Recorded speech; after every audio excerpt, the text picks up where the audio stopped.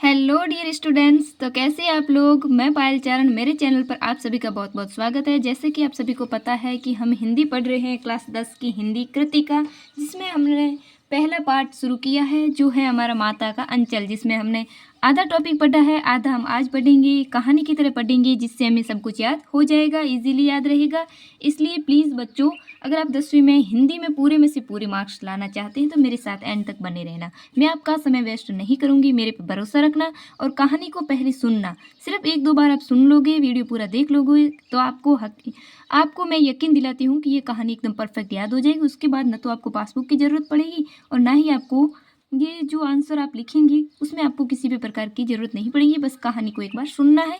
मैं पहले पैरा पढ़ूंगी, उसके बाद आपको कहानी बता दूंगी। कहानी में कुछ ही टॉपिक मैं आपको लाइन बता दूंगी, उसकी लाइनों के माध्यम से आपको पूरी कहानी याद हो जाएगी। टेंशन नहीं करनी है। तो चलो वीडियो में हम आगे बढ़ते हैं कहानी की ओर। कल हमने इसके दो टॉपिक पढ़े थे, एक टॉपिक में हमने 2 पैरे पढ़े थे, आज आगे का पूरा पैरा पढ़ लेंगे। वीडियो हमें 10 मिनट से ज़्यादा वीडियो बड़ा नहीं बनाना है। तो चलिए कहानी स्टार्ट करते हैं। कल हमने पढ़ा था, वो कल वाला वीडियो आप देख लीजिए। एक पार्ट के हम दो पार्ट ही बनाएंगे, एक जो अध्याय हमारा होगा उसके 2 पार्ट बनाएंगे, जिससे हमें जो कहानी है वो आराम से याद हो जाए और ना ही वो कहानी हमारी बड़ी होगी तो याद नहीं होगी। वीडियो बड़ा हो जाएगा तो हम देख नहीं पाएंगे, इसलिए छोटी छोटी वीडियो होंगे, लेकिन उसमें पूरा नॉलेज होगा। एक भी लाइन हम मिस नहीं करेंगे। ये किताब है, अगर इस किताब में आप देखते हैं मेरे साथ तो आपको किसी भी किताब की ज़रूरत नहीं पड़ेगी। चलिए कहानी स्टार्ट करते हैं बच्चों। वीडियो लाइक शेयर सब्सक्राइब जरूर कर लेना। हम आगे बढ़ते हैं और इस हिंदी के बाद हम दूसरे सब्जेक्ट भी पढ़ेंगे, तो इसलिए मेरे चैनल को सब्सक्राइब कर लेना अगर आप 10वीं में अच्छे नंबर लाना चाहते हैं तो। जब हम सब बनावटी चिड़िया को चट कर जाते थे तब बाबूजी कहने लगते हैं, अच्छा अब तुम राजा हो, जाओ खेलो।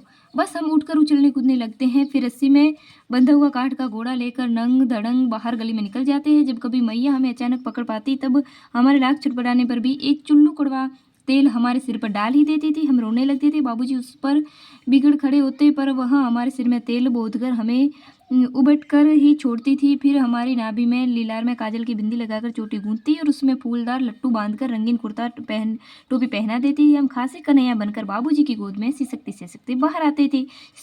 इतने पहरे में हमें लेकर क्या कह रहा है, हमें ये कह रहा है कि जो बच्चे हैं उसे, जो माताएं, मैंने बोला था पहले पार्ट में कि माता उन्हें जब खाना खिलाती हैं तो रंग बिरंगी पक्षियों के नाम लेती है और बच्चों को खाना खिलाते हैं। बच्चे कह रहे हैं अब हमने खाना खा लिया। हम खाना खा लिया तो बाबूजी कहते हैं अब तुम राजा हो, यानी बच्चों को बाबूजी बहला रहे हैं कि तुम राजा हो, जाओ खेलो।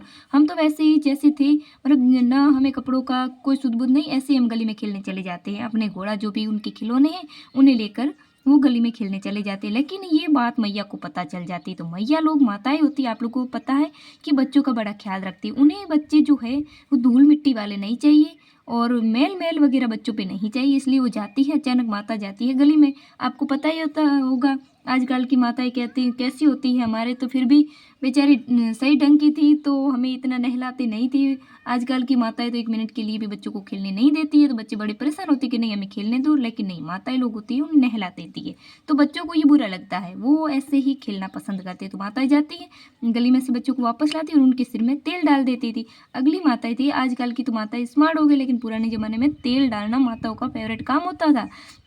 तो बच्चों माताएं जो है उन बच्चों को बाहर घर लाती थी, ज़बरदस्ती उन्हें तेल लगवाती, यानी रेडी कर रही है। बच्चों को ये अच्छे नहीं लगते, लेकिन माताएं उन्हें रेडी कर रही है।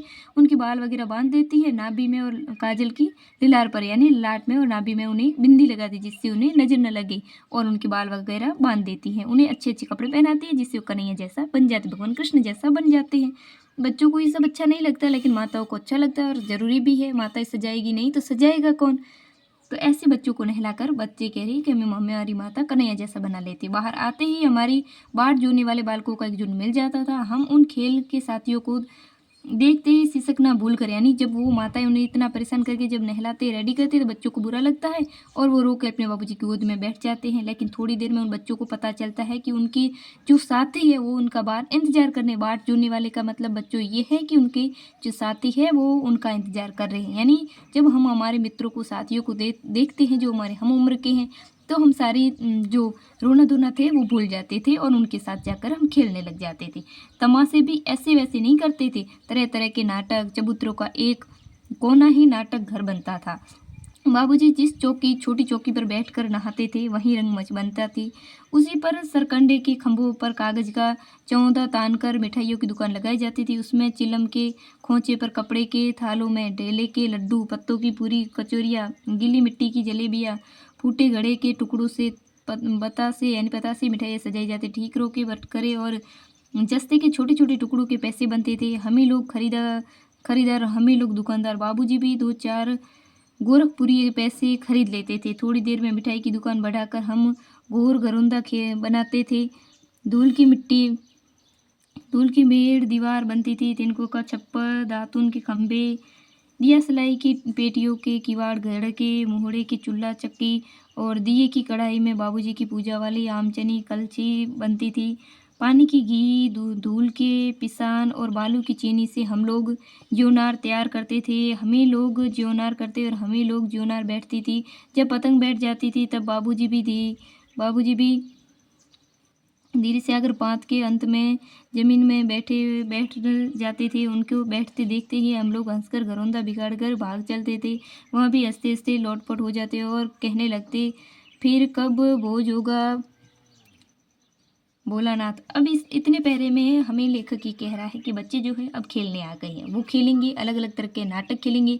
जहाँ उनके बच्चों के जो बाबूजी है जहाँ स्नान करते हैं, छोटे छोटे जो गांव होते हैं हमारे देहाती लोग होते हैं ना, उनके नहाने के लिए बड़े बड़े ये वेस्टर्न बाथरूम तो होते नहीं थे। तो एक सीमेंट का या जो भी मिट्टी का इतना छप्पर बना हुआ होता था जिसे चबूतरा कहते हैं, वहाँ ये बच्चे नाटक करके खेल रहे हैं। अब इनमें ये क्या करेंगे, अलग अलग चीज़ों से वो बनाएंगे। मिट्टी से अगर जलेबी बना रहे हैं, फूटे घड़े हैं उनसे बतासे मिठाइयाँ बना रहे हैं, पत्तों की वो कचौरियाँ बना रही है, गीली मिट्टी की जलेबी वगैरह वो मतलब छोटी छोटी चीज़ें ले रही है। वो जो वो अपने वातावरण में देख रही है वहीं वो खेल रही है।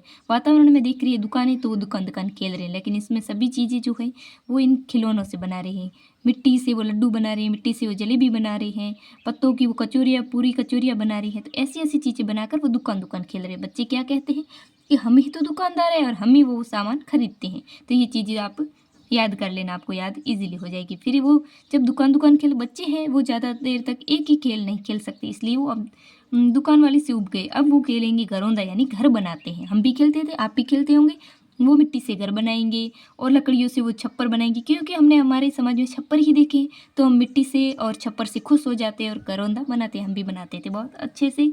तो हमें लगता है कि ये हमारा जो ये टॉपिक है हम पे ही उतरा है। दिया सलाई, खंबे, दातुन, इन सभी चीज़ों से वो घर की चीज़ें बनाते हैं। वो चूल्हा चौकी बनाते हैं। दिया जो होता है उनसे वो कढ़ाई बनाते हैं। ऐसी चीज़ें वो बनाते हैं। और फिर जब बच्चे खेल रहे होते हैं तो जो बड़े गुजर रहे होते हैं तो कभी कभी हमारा भी मन होता है, हम भी जाके उनके पास बैठ जाते हैं। तो बच्चों का खेलता देखकर बच्चों का जो बाबूजी थे वो भी उनके पास आकर बैठ जाते हैं। लेकिन फिर बच्चे शर्मा जाते हैं, हंसकर वो घर जो थे उसे तोड़कर वहाँ से भाग जाते हैं। तो बच्चों, आज के लिए इतना हमने पैरा पढ़ा और मुझे उम्मीद है कि ये पैरा आपको अच्छा लगा होगा, समझ में भी आ गया होगा। तो इसलिए मैं उम्मीद करती हूँ कि वीडियो को प्लीज़ लाइक, शेयर और सब्सक्राइब कर लेना, जिससे अगला वीडियो आपको इजीली से प्राप्त हो जाएगा।